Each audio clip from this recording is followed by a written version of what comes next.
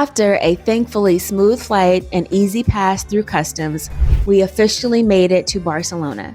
Hola, Barcelona! The first stop of our Mediterranean adventure. Getting from the airport was simple. Taxis are plentiful, clean, and use meters, which we really appreciated because it meant no haggling or guessing the price. And you can book rides through apps like Free Now or even Uber, but we didn't need them. There were clearly marked taxi zones at the airport and hotels, and plenty of taxis cruising the streets. You can hail one the traditional way by just raising your hand, and everything ran smoothly and by the meter. We arrived early in the morning and couldn't check into our hotel until around 3 p.m. So we dropped off our bags and decided to make the most of the day by doing a hop-on, hop-off bus tour. We just touched down in Barcelona. Our hotel isn't quite ready yet, so we're gonna just do a real quick hop on, hop off the bus tour. We were able to get tickets at the concierge, so completely unplanned. We didn't have anything ready for Barcelona in particular. So we're gonna take you along with us on the bus tour and see what we can see in a couple of hours. So let's go. In my opinion, it's a great thing to do while you're jet lagged, but you still want to see something. We got to relax, sit back, and take in a variety of sights across the city. For example, we saw architectural landmarks like the Sagrada Família and Park Güell, cultural and historical sites such as the Gothic Quarter, recreational and sports areas including Montjuic, home to the Olympic Ring, and Montjuic Castle, and major city districts where you get a real feel for the rhythm of Barcelona. There's also audio commentary available in multiple languages, so you actually learn about what you're seeing as you ride. And those open-top panoramic views are unbeatable. If you plan to hop off, I could easily see this taking a full day, maybe even two, to explore everything. But for us, we were jet lagged and just buying time before our check-in at 3. So we stayed put on the top deck. We got comfortable, let the breeze do its thing, and just soaked in the beauty of the city. So one of the things that I'm already seeing is Barcelona is a very mobile transit city. People get around by biking, riding buses, walking, car, obviously, but it's a very friendly and walkable city. And the people have been really polite, but great weather, great vibes. So excited to see more. With the full loop without hopping off, it takes about 2.5 hours. And for us, it was a great way to ease into Barcelona while still seeing the major sites. When the tour wrapped, we stopped for lunch at a cafe near our hotel. Barcelona has no shortage of cafes. Every corner feels like a cozy invitation.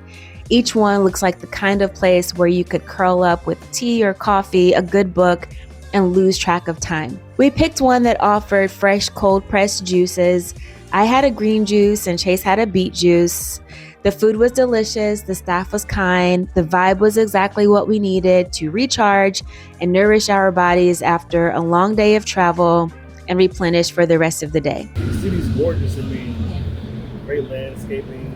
It's really like a really efficient and like well-built city. So I really enjoyed that. Yeah. I couldn't understand what they were saying on the bus tour because my Spanish isn't that good, but Oh, okay. You didn't change it to English? I didn't. Oh, okay. I thought we were listening to the same channel. So there's on the bus, they give you headphones where there's an audio guide and you can change the language. So Chase accidentally left us in Spanish, but mine was in English. To do like a tour. Their sandwich is really good. The hotel we stayed at was the Grand Hyatt Barcelona, which is about a 20-minute taxi ride from the cruise port. I chose it mainly for the spa. I saw the pictures online and I thought after a long flight, a good sauna and cold plunge could just really hit the spot. The spa had everything: hot and cold baths, dry and steam saunas, relaxation areas, and cascading fountains that acted like little massage jets. It was quiet, restorative, and the perfect reset before the next day's adventure. This is directly inside of the hotel, and you'll pay in the lobby of the spa when you get there. I also remember saying online there was something about a 3-hour time limit, but everyone was so friendly. And when we got there, no one was looking over our shoulder.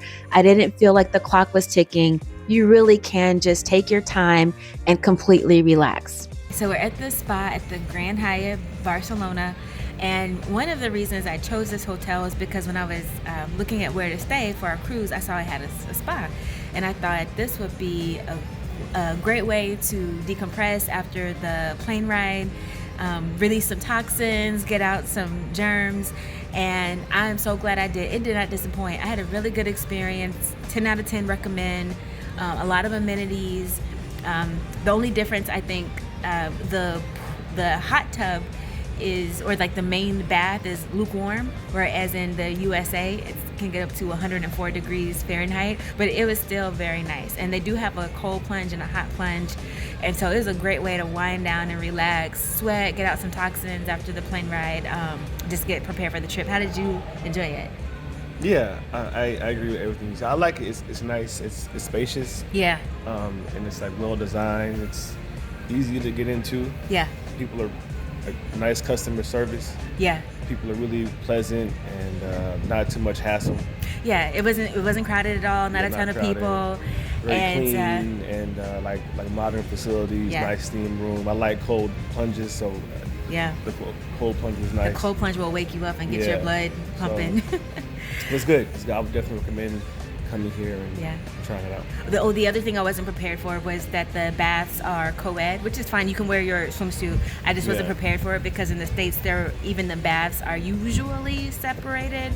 Yeah. The locker rooms are separated with men's and women's locker rooms, but the main areas that you'll see are together, which is fine because then Chase and I got a chance to be together, so that was nice. Mm-hmm. But yeah, 10 out of 10 recommend. If you get a chance to check it out, it was very, very nice. Very, very nice. One of the best hotel spas that I've been to, yeah. Now, the next morning before boarding our cruise, we decided to book a photo walking tour, which is a 90-minute experience that combined history, storytelling, and beautiful professional photo moments. We began in the Gothic Quarter, one of the city's oldest neighborhoods. By night, it's electric, full of music and late-night tapas, but during the day, it's calm, romantic, and full of charm. There are narrow cobblestone alleys, centuries-old stone buildings, and sunlight streaming through at just the right angles.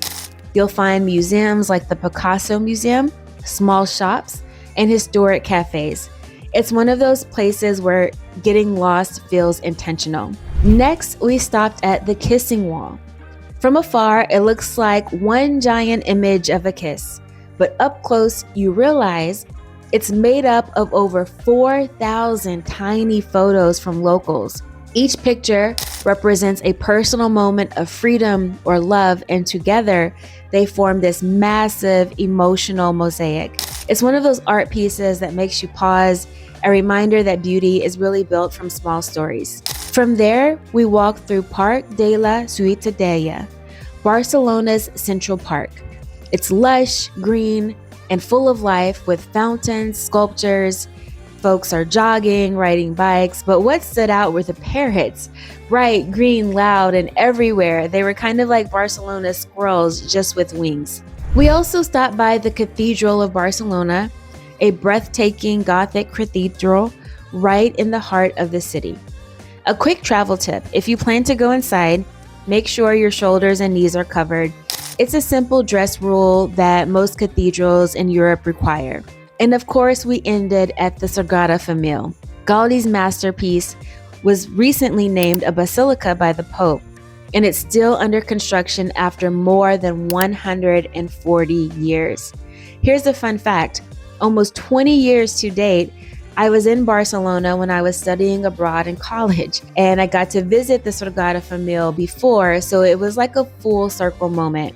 It's one of those landmarks that truly takes your breath away in person. There were crowds everywhere trying to get the iconic photo, but our photographer was a pro. They found the right angle, waited for the right second, and helped us get a beautiful shot before the crowd flowed in again. This photo tour was the perfect fit for our schedule.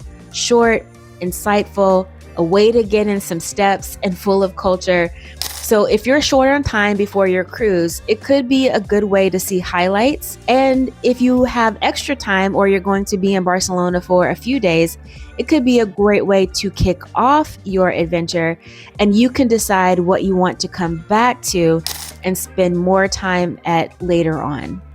So again, while this wasn't the perfect itinerary, we didn't see everything, and that's okay. What we did see was beautiful: the architecture, the art, the rhythm of the streets, and just spending time with each other. After one unforgettable day in Barcelona, we checked out, grabbed the taxi, and headed to the port to board Allure of the Seas for our 7-day Mediterranean cruise. Barcelona gave us that great beginning, relaxed, meaningful, and full of life. If you're planning a similar trip, I hope our experience helps you plan yours, or reminds you that travel doesn't have to be perfect to be profound. Our next stop, Mallorca.